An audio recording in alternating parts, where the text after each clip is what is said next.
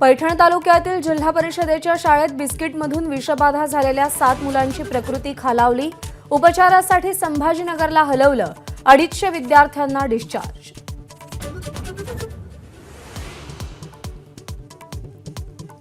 नंदुरबारमध्ये कारचालकाचा हृदयविकाराच्या झटक्याने मृत्यू। अनियंत्रित कारनं चौघांना उडवलं, दोघे ठार।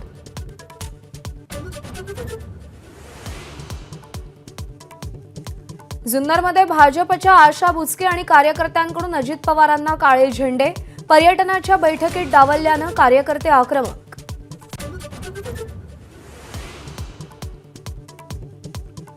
अजित पवारांसोबत नाईलाजानं गेलो, शरद पवारच आपले नेते। माजी मंत्री राजेंद्र शिंगणेंचं वक्तव्य। जिल्हा बँकेच्या अडचणींमुळे दादांसोबत जावं लागल्याचीही कबुली।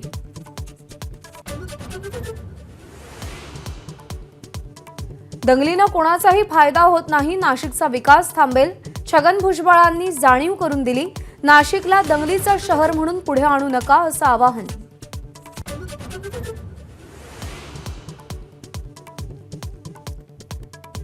महाविकास आघाडीला 175 ते 180 जागा मिळतील। संजय राऊतांनी अंदाज वर्तवला। राष्ट्रवादी आणि शिवसेना सोडून गेलेले अनेक जण परतण्यासाठी इच्छुक असल्याचाही दावा।